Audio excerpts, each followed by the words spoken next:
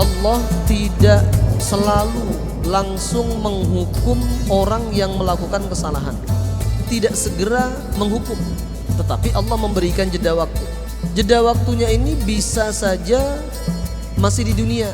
Maksudnya Allah menghukum tetapi tidak saat dia langsung melakukan kezaliman, tidak, tetapi bisa jadi 1 tahun ke depan, 2 tahun ke depan, bisa juga setelah dia di usia tua. Assalamualaikum warahmatullahi wabarakatuh. Melanjutkan kajian kitab Riyadhus Shalihin, masih di bab tahrimuz zulmi wal amru biraddil mazalim. Namun sebelumnya ada satu hal yang sangat penting saya sampaikan, karena ini sudah tersebar luas di mana-mana, yaitu munculnya keraguan mengenai ketepatan waktu sholat subuh kita. Ini sebenarnya isu ini sudah lama muncul, bahkan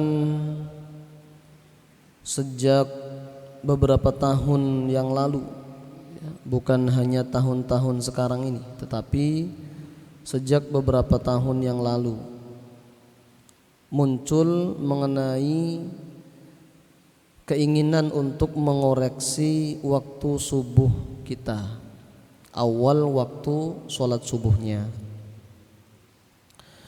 Karena sebagian berpandangan bahwa sholat subuh yang kita praktikkan ini waktunya terlalu cepat. Ada yang menyebut terlalu cepat 8 menit, karena selisih 2 derajat.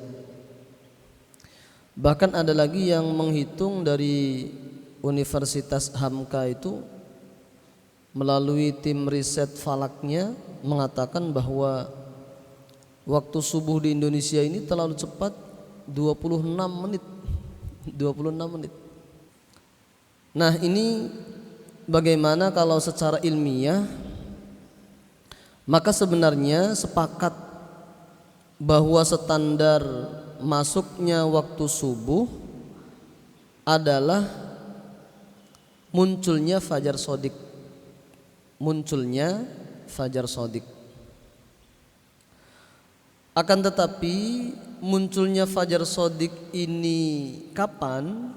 Nah, itu yang berdasarkan penelitian banyak peneliti berbeda-beda. Ada yang mengatakan kalau menurut Kemenag yang melakukan beberapa kali kajian, seperti pernah dilakukan di Labuhan Bajo pada tahun 2018, kemudian juga di Banyuwangi melibatkan LAPAN, kemudian BMKG, kemudian ahli-ahli falak di banyak universitas Islam di Indonesia, menyatakan bahwa waktu subuh kita itu sudah masuk minus 20 derajat. Posisi matahari minus 20 derajat. Sementara menurut Muhammadiyah masuknya itu baru di minus 18. Jadi kalau minus itu kan berarti hitungnya mundur ya. Jadi antara minus 20 dengan minus 18 hitungnya duluan minus 20. Minus 20 baru min 19, kemudian minus 18 dan seterusnya. Dan 1 derajat itu rentang waktunya adalah 4 menit. Jadi kalau selisihnya itu 2 derajat berarti 8 menit. Kalau menurut UHAMKA, berdasarkan kajian yang mereka lakukan pada tahun 2017, malah masuknya fajar shodiq itu, munculnya fajar shodiq itu agak belakangan, yaitu minus 13,3 derajat. Jadi kalau menurut perhitungan Kemenag dengan LAPAN, BMKG dan banyak ahli falak di universitas-universitas di Indonesia melakukan kajian serentak, ada di Labuan Bajo, di Banyuwangi dan beberapa tempat lain, tahun 2018 menyikapi hasil temuan di UHAMKA dan beberapa temuan lain yang banyak disampaikan oleh para pakar falak di Muhammadiyah.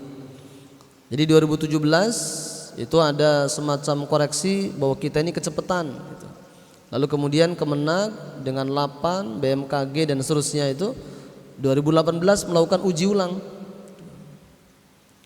Jadi bedanya minus 20 berarti paling cepat itu, kemudian minus 18 berarti mundur 8 menit setelahnya, kemudian minus 13,3 yaitu kurang lebih 26 menit setelahnya, setelah yang minus 20. Nah, ini bagaimana cara kita menyikapinya? Maka ternyata ada perbedaan dalam hal perspektif, kemudian kondisi cuaca dan juga kondisi alam. Ada 3 hal itu sebenarnya yang menjadi permasalahan utama. Tetapi yang jelas pemerintah mengukur minus 20 derajat itu sudah masuk, itu pun tidak asal-asalan. Sudah melakukan kajian baik secara hitungannya, hisabnya, ataupun melalui observasi langsungnya.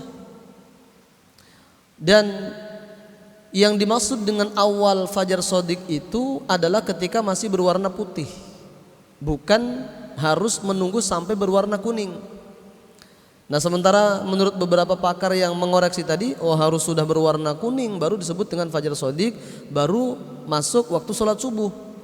Sementara menurut Kemenag dengan LAPAN, BMKG dan banyak ulama ahli fikih mengenai masalah waktu, tidak harus menunggu sampai berwarna kuning. Warna putih muncul awal pun itu sudah disebut sebagai fajar shodiq.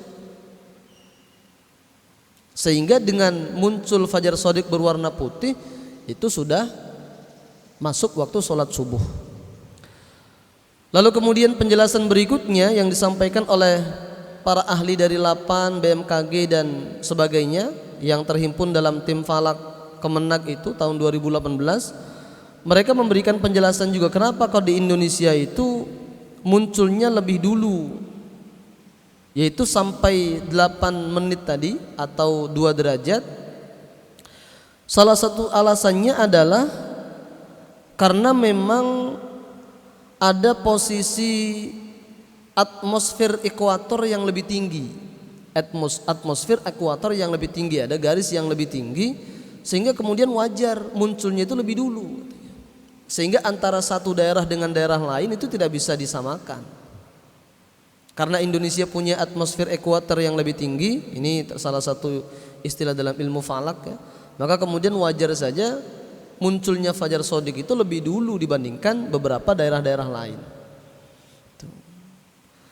Dan salah satu alasan dari ulama-ulama yang mengkoreksi itu katanya berdasarkan hadis-hadis dan asar para sahabat dulu, mereka kalau sholat subuh itu begitu selesai sholat subuh itu sudah kelihatan agak terang.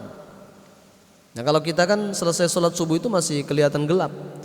Tapi kalau seperti itu tidak bisa menjadi patokan. Kenapa? Ada beberapa faktor. Di zaman Nabi, baginda Rasul itu beberapa kali setelah azan subuh beliau tidur-tiduran sejenak, sehingga memang jeda antara azan dan iqamah itu agak lama.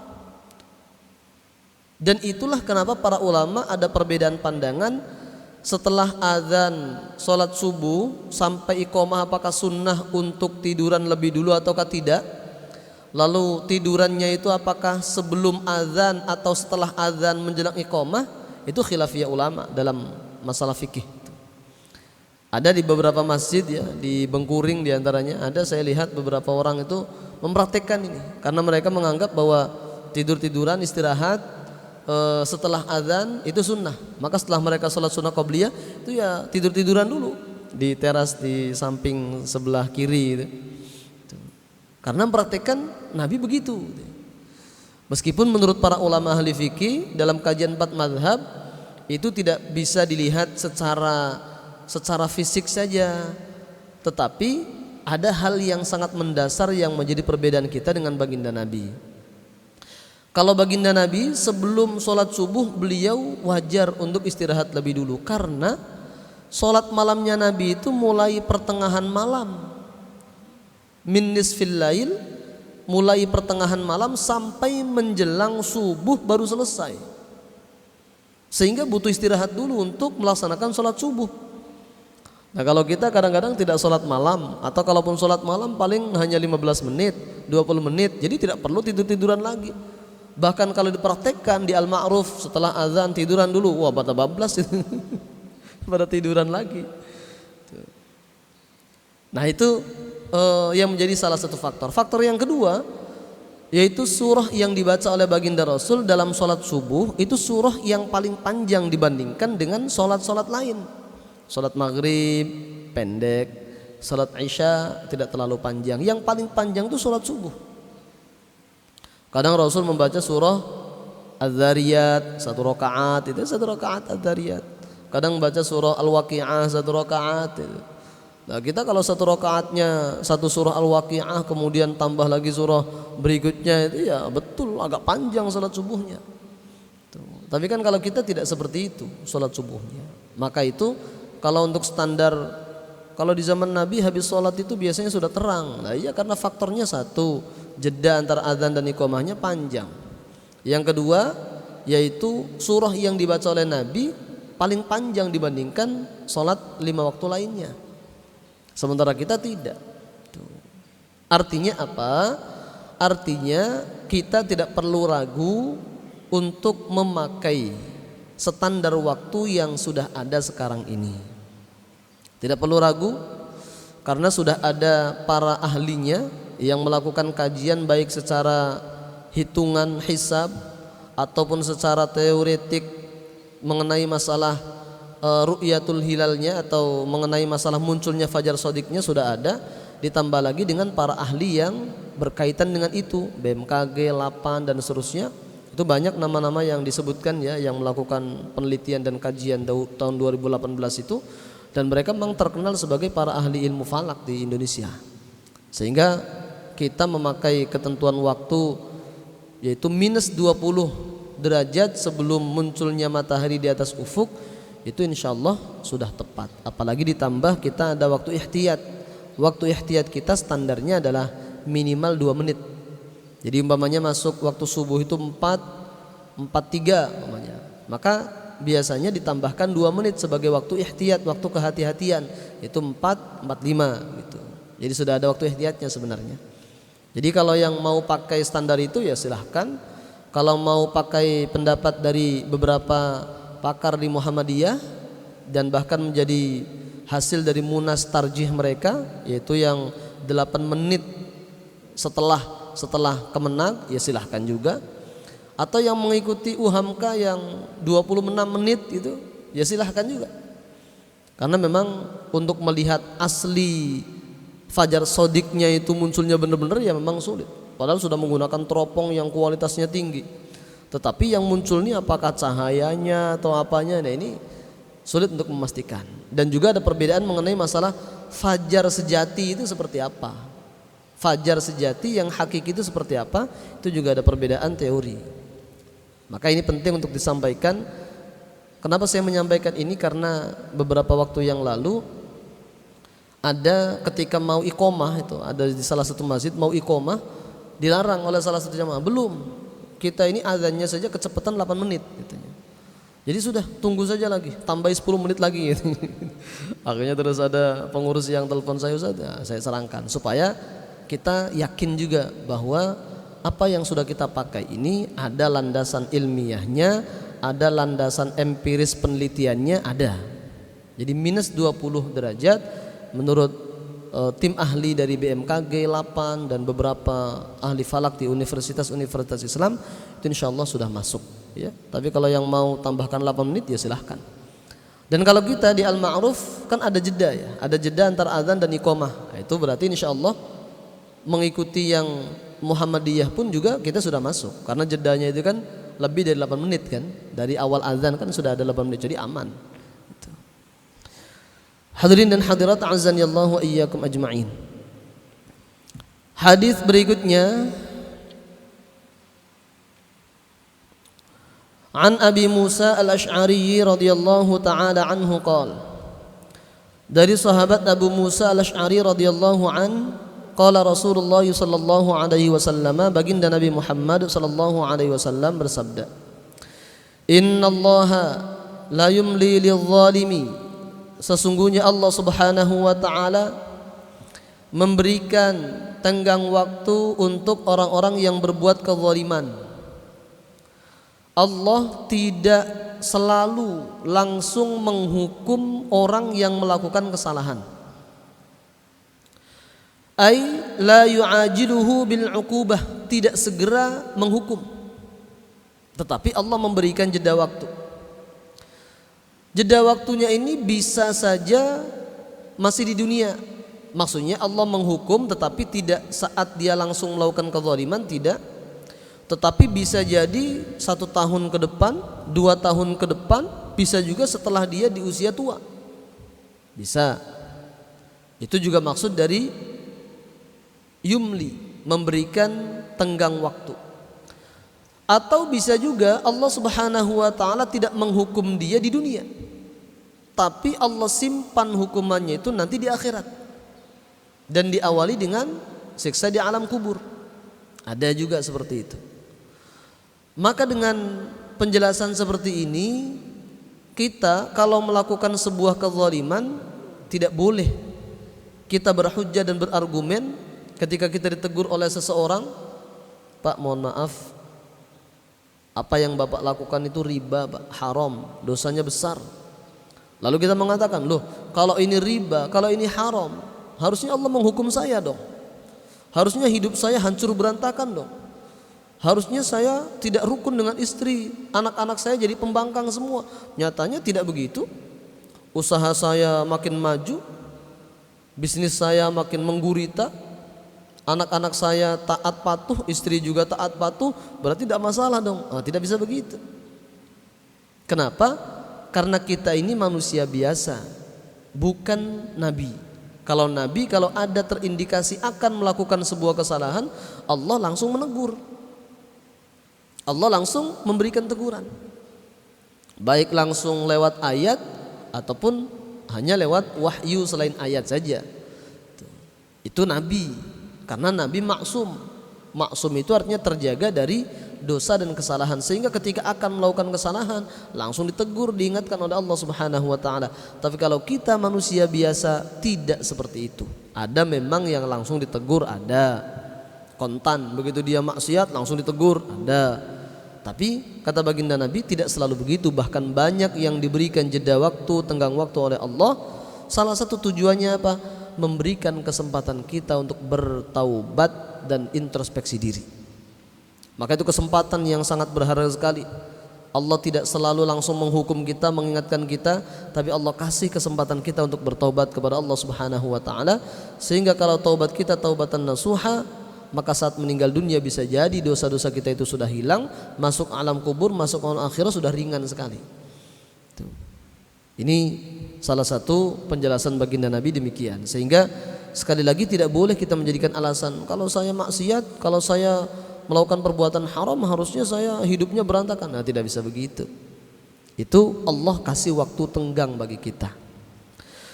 Tetapi fa idza akhadhahu lam yuflithu. Kalau Allah Subhanahu wa taala sudah menghukum kita baik di dunia maupun di akhirah, lam yuflithu, maka Allah tidak akan melepaskan kita. Kalau Allah sudah memberikan kesempatan kita untuk bertaubat, bahkan dalam salah satu hadis yang lain baginda Rasul itu menyampaikan, Allah sudah tidak lagi memberikan jeda waktu, tenggang waktu, toleransi untuk orang-orang yang sudah berusia lanjut. Maksudnya bagaimana? Sudah cukup tenggang waktu yang Allah berikan untuk dia sadar dan bertaubat. Tapi kalau sampai usianya sudah lanjut, fisiknya sudah lemah, rambutnya sudah beruban semua, matanya sudah tidak jelas, telinganya sudah tidak jelas mendengar, kok masih juga tidak bertaubat, masih juga terus melakukan kemaksiatan, Allah tidak kasih tenggang waktu lagi. Bisa jadi dihukum saat itu. Itu ada salah satu riwayat yang lain menyebutkan begitu. Tetapi ini juga tidak bisa menjadi alasan bagi kita yang muda-muda, mamanya, tenang, berarti kalau saya masih muda ini masih banyak kesempatan. Ya tidak boleh. Karena sekali lagi umur tidak ada yang tahu. Tetapi baginda Rasul mengingatkan kalau Allah sudah murka, Allah sudah menghukum kita atas kemaksiatan dan kezaliman yang kita lakukan, lam yuflithu, sulit untuk lepas dari hukuman itu. Maka cara terbaik jangan melakukan kezaliman. Tapi kalau memang sudah terlanjur melakukan kezaliman, korupsi, mencuri, mengambil hak orang lain, menzalimi orang lain dengan berbagai macam cara, ya segera ditaubati, segera disadari, jangan terus-menerus dilakukan. Tsumma qara'a, kemudian baginda Nabi Muhammad sallallahu alaihi wasallam membacakan ayat wa kadzalika akhdhu rabbika idza akhadhal qura wa hiya zalimah inna akhdahu alimun syadid. Dan begitu pula lah siksaan dan hukuman yang Tuhanmu lakukan apabila Tuhanmu sudah menghukum suatu perkampungan, suatu masyarakat yang zalim, maka sesungguhnya siksaan Allah, azab dari Allah Subhanahu wa taala sangatlah pedih. Ini juga menjadi salah satu dalil bahwa, mohon maaf, dalam manhajud dakwah, metode berdakwah itu macam-macam. Ada orang tuh ketika berdakwah dia menyampaikan isinya dulu, begini gini. Lalu kemudian dalilnya begini. Salah satu landasannya mana? Ya hadis ini. Rasul menyampaikan Allah memberikan tenggang waktu kepada orang-orang berbuat zalim supaya mereka bertaubat. Tapi kalau enggak bertobat juga lalu Allah kemudian menyiksa mereka, maka siksanya sangat pedih, tidak bisa lepas dari hukuman Allah. Lalu kemudian Rasul membacakan dalilnya, wa kadzalika akhdhu rabbika idza akhadhal qura wa hiya zalimah inna akhdahu alimun syadid. Ada yang metode dakwahnya begitu, jadi disebutkan dalilnya. Ada juga yang metode dakwahnya itu dengan mengungkapkan kisah-kisah, cerita-cerita orang zaman dulu, ya silahkan, boleh.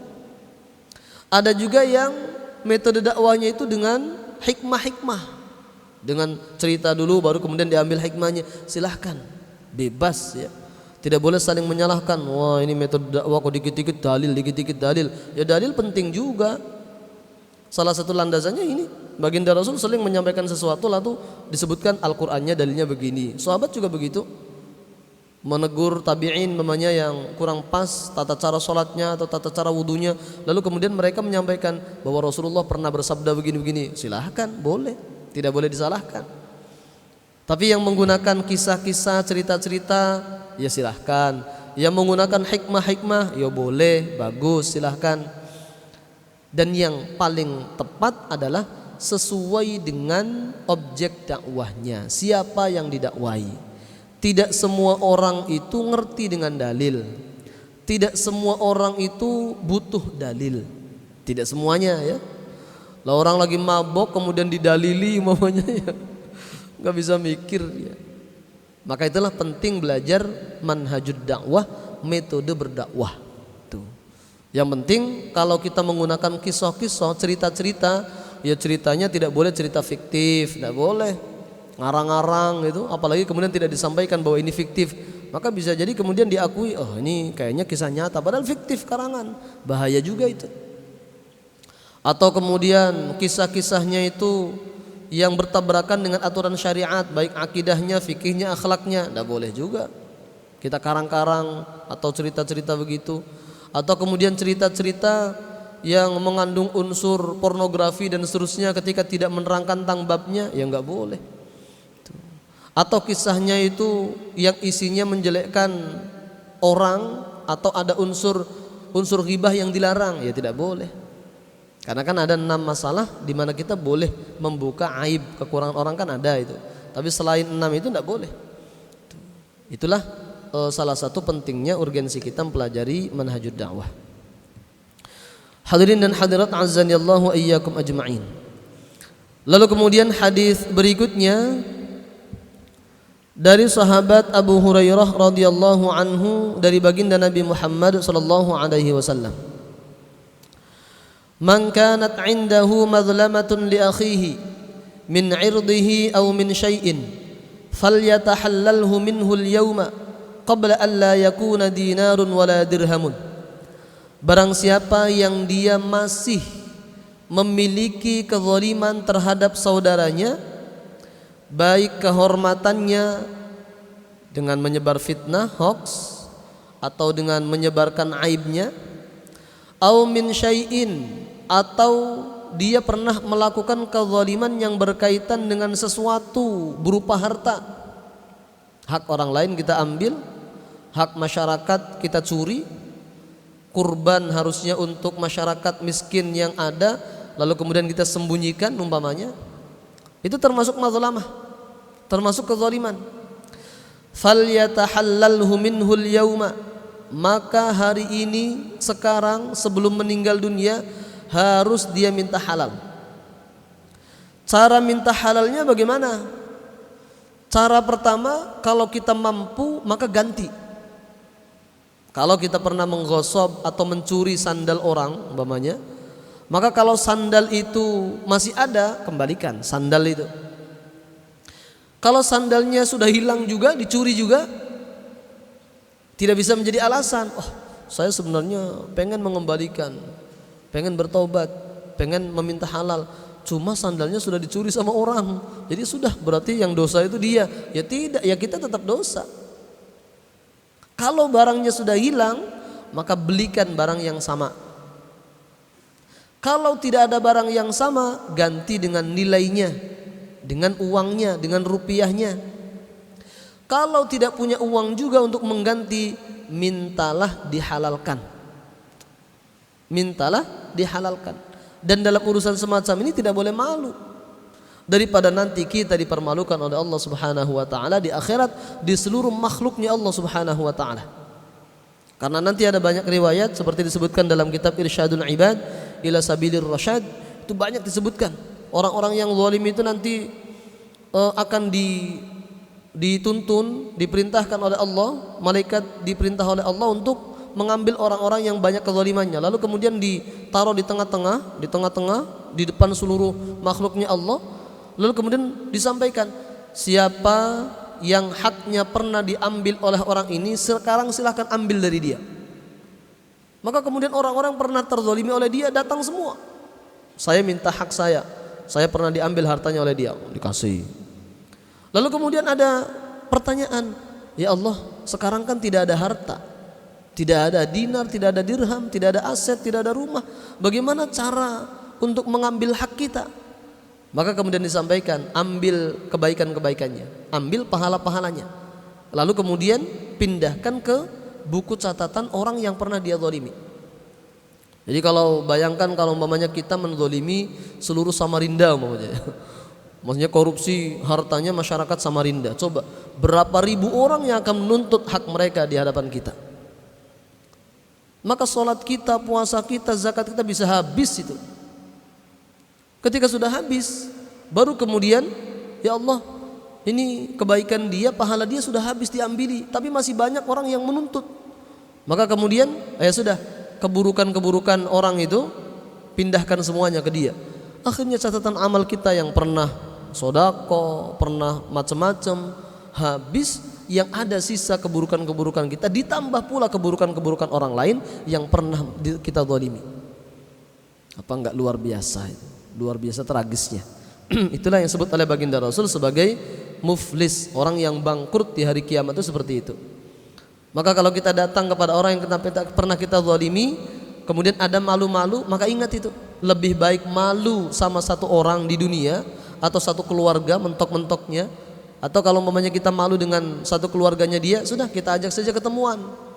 Kita ajak ketemuan, makan kah atau sarapan kah, lalu kita sampaikan. Barangnya kita bawa, Pak mohon maaf, ini saya pernah mencuri sandal Bapak. Tuh, kenapa kok pernah? Kamu pernah curi? Ini saya cari-cari sandal, saya terpaksa Pak, karena siang itu ada kondangan, saya pengen pakai sandal bagus. Tapi ini insya Allah di Al-Ma'ruf nggak ada seperti itu, tempat lain. Ya tapi adapun yang namanya masih terpajang itu ya pengecualian lah.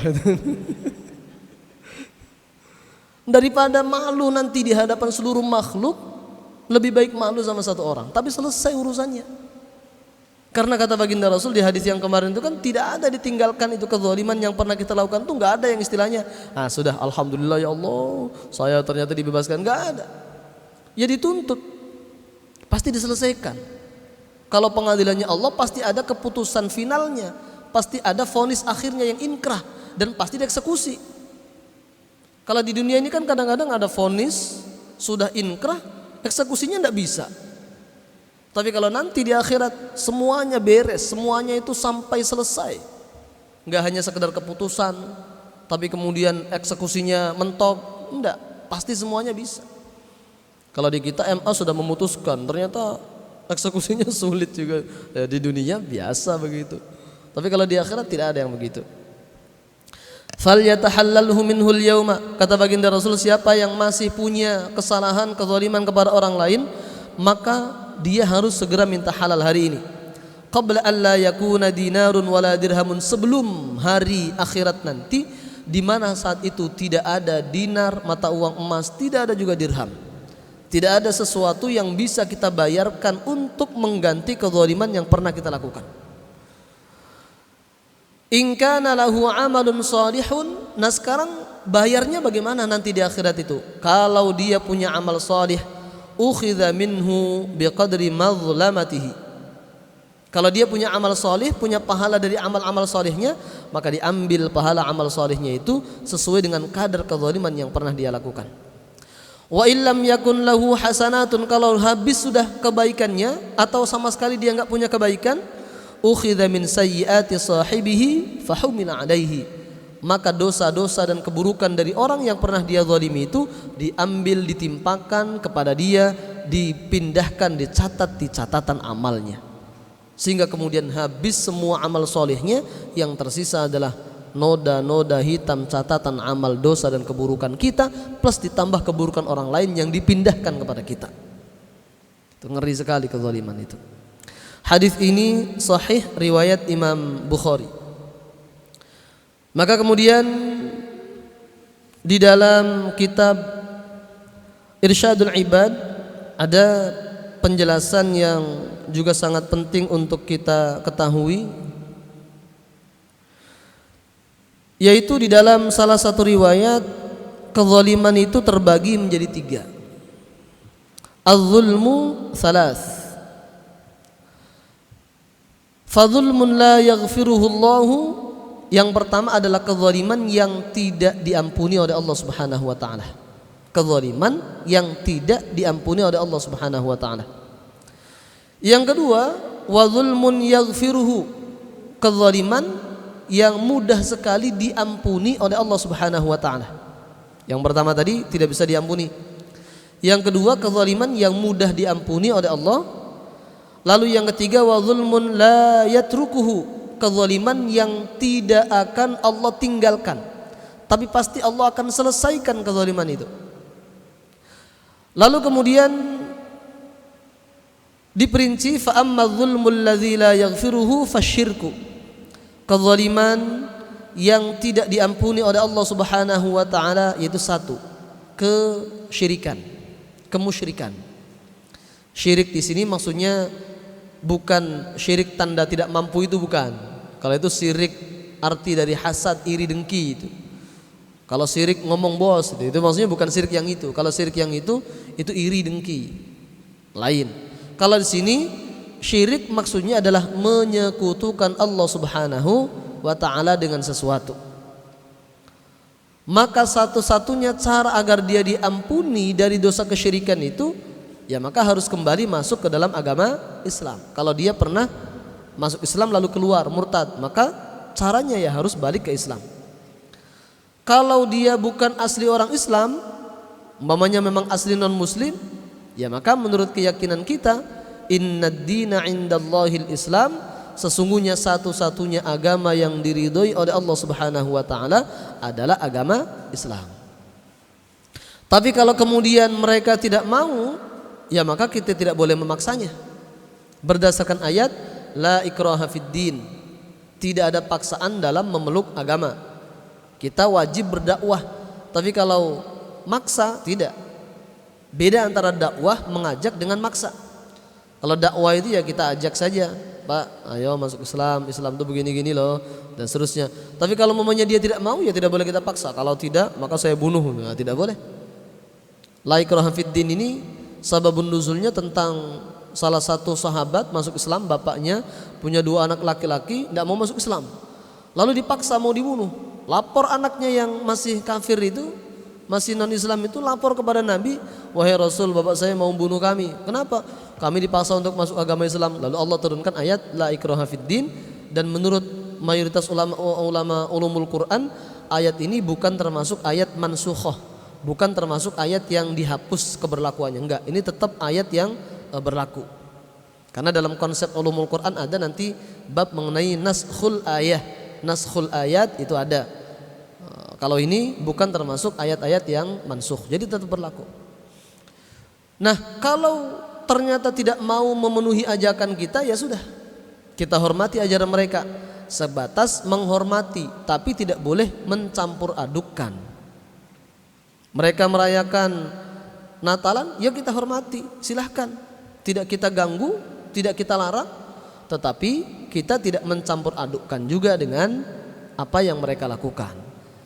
Toleransi itu bukan berarti mencampur adukan ajaran agama. Kalau mencampur adukan itu malah artinya penghinaan terhadap agama sendiri. Karena pasti Kristen pun tidak mau untuk menerima akidah-akidah kita masuk di dalamnya, sama Islam pun juga begitu. Jadi toleransi ya sebatas menghargai, silahkan kalian lakukan. Kita tidak mengganggu, kita tidak melarang dan seterusnya, silahkan lakukan dengan aman. Tetapi kita juga tidak boleh masuk dalam urusan akidah mereka. Itu toleransi. Bukan kemudian mencampur adukan, sudahlah mirip-mirip saja, ya tidak boleh. Namanya bukan toleransi itu. Itu namanya talfik bainal adyan, mencampur adukan antar agama-agama, tidak boleh. Apalagi dulu di Indonesia itu ada semacam terobosan pemikiran. Bagaimana kalau kita bikin fikih lintas agama? Ya nggak bisa.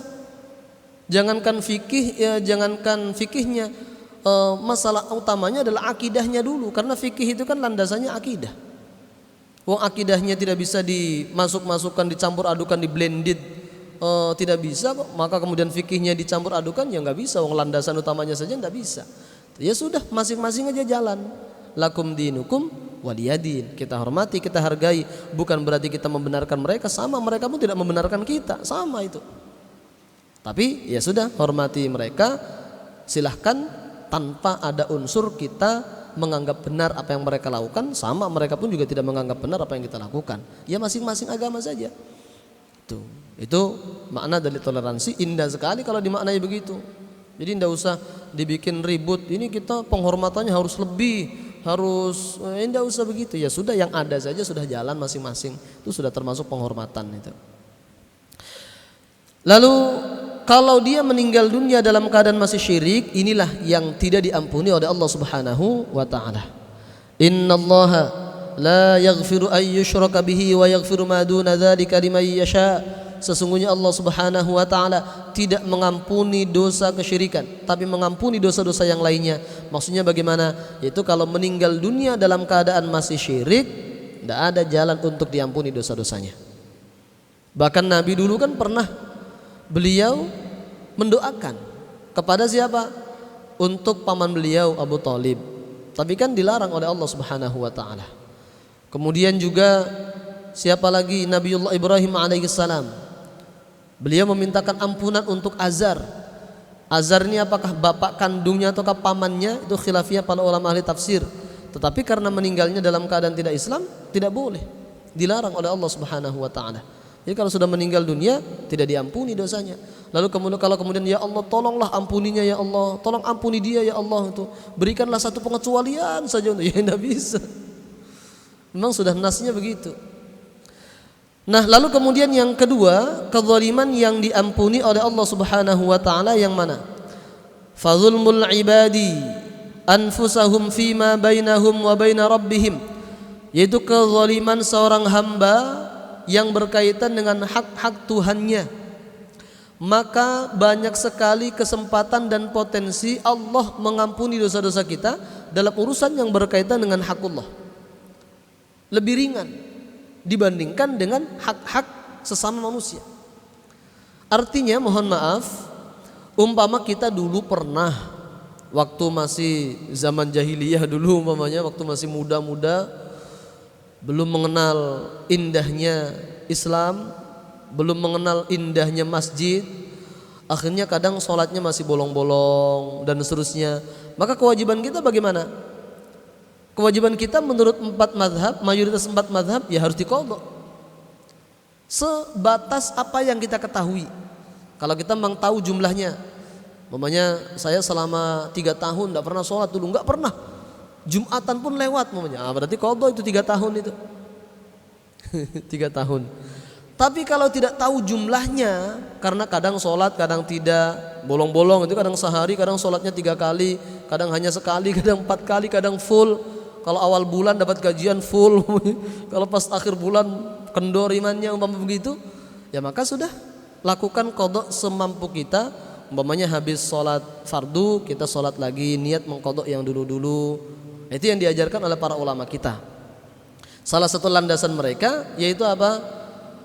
Haqqullahi ahaqqu bil qadha.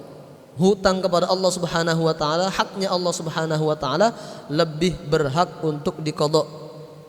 Puasa itu diqadha berdasarkan hadis Nabi, man mata wa alaihi siyamun shoma anhu waliyuh. Siapa mati meninggal dunia dalam keadaan masih punya hutang puasa, maka diganti oleh walinya, oleh keluarganya. Itu kan hak Allah. Salat menurut banyak ulama itu lebih utama daripada puasa, maka kemudian disamakan dengan itu juga diqadha. Tapi menurut sebagian ulama mengatakan tidak. Seperti dari kalangan Imam Malik mengatakan ya tidak ada qadha untuk sholat. Alasannya apa? Alasannya justru sebagai hukuman. Jadi sama, wajib mengqadha sebagai hukuman, yang mengatakan tidak wajib qadha juga hukuman. Hukumannya di mana? Supaya tidak ada lagi jalan bagi dia untuk mendapatkan pahala dari kesengajaan dia untuk meninggalkan sholat yang dulu itu. Jadi sudah salahnya dia. Itu dari sebagian mazhab Malik begitu. Sama-sama sebagai ukubah, sebagai hukuman, cuman beda cara. Menurut mayoritas kenapa wajib qadha? Yaitu karena ya hukuman juga. Masa orang tidak sholat kemudian dibiarkan begitu saja, nyaman sekali gitu. Jadi dihukum dengan cara diqadha. Tapi menurut yang lain beda pemahamannya.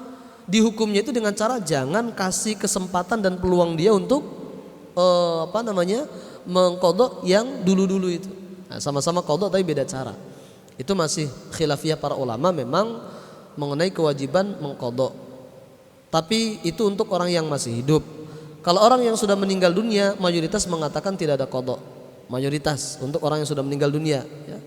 Meskipun sebagian ada yang mengatakan bagus diqadha, seperti contohnya Imam As-Subuki. Imam As-Subuki dan beberapa ulama lain yang sependapat dengan beliau, seperti disebutkan dalam kitab Fathul Mu'in, lalu kemudian dijelaskan lebih lanjut dalam kitab I'anatul Talibin, mengatakan bagus juga diqadha. Ya salah satu landasannya itu dibandingkan dengan puasa, lalu dibandingkan dengan hadis yang menyatakan hutang kepada Allah lebih berhak untuk diqadha.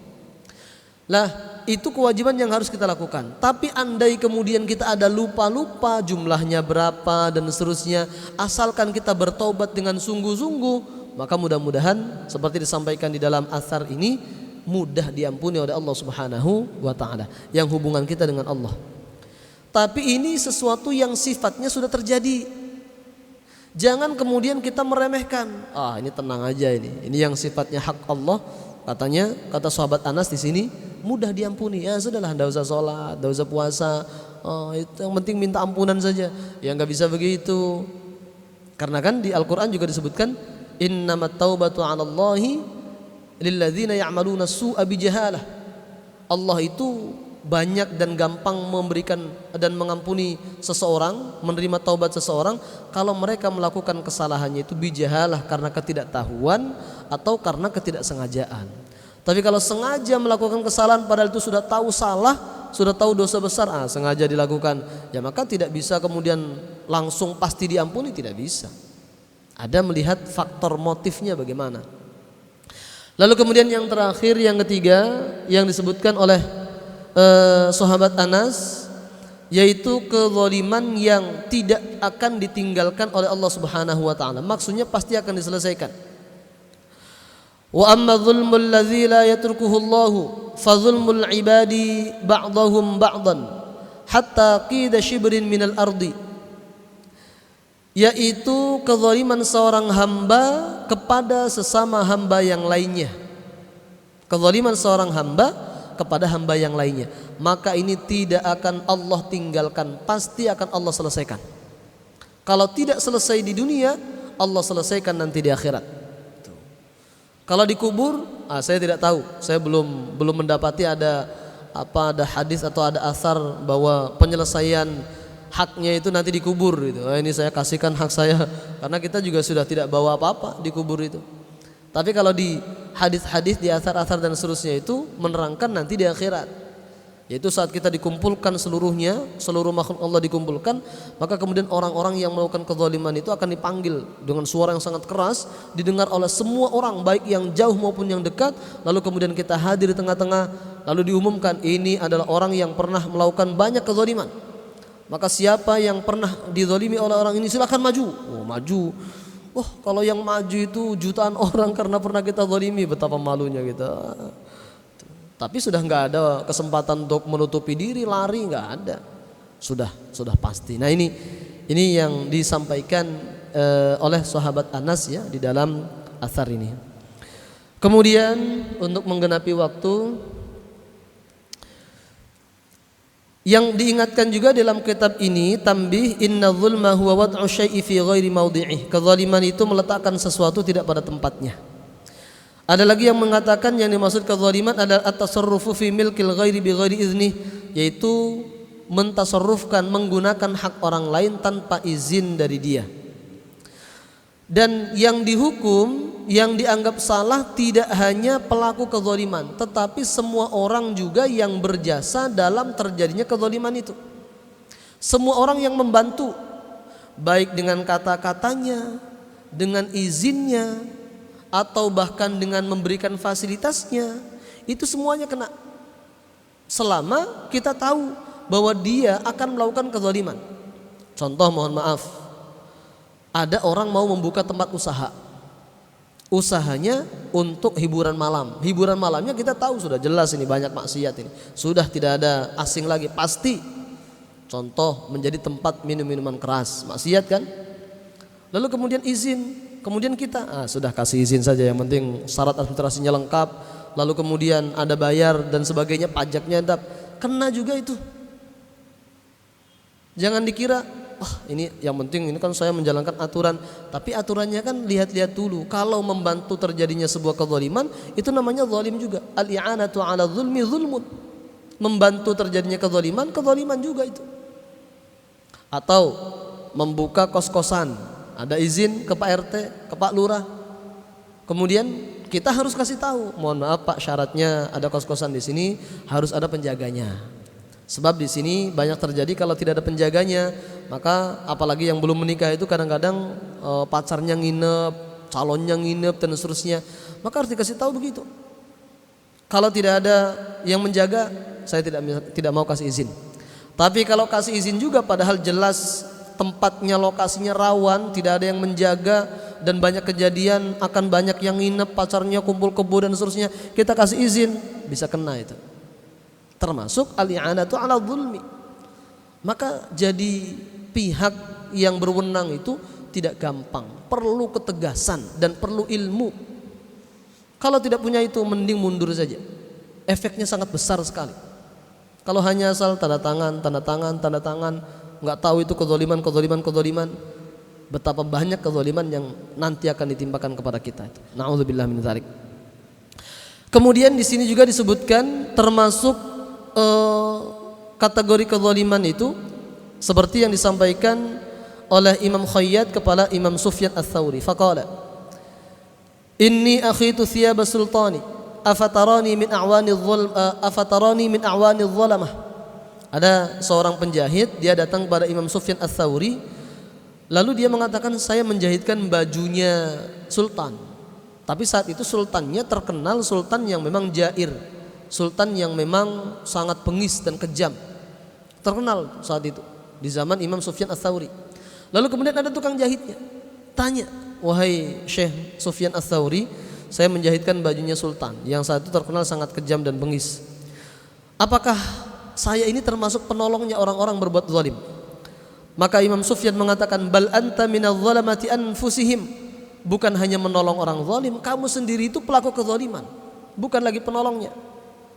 Lakin a'wanul zalamati man yabi'u minka al-ibrah wal khuyuta. Yang menolong kezaliman itu yang menjual kepada kamu benang, yang menjual kepada kamu jarumnya, itu yang menolong. Kalau kamu yang membikinkan pakaiannya, itu kata Imam Sufyan Ats-Tsauri, itu sudah pelaku kezaliman itu sendiri. Itu saking hati-hatinya beliau ya.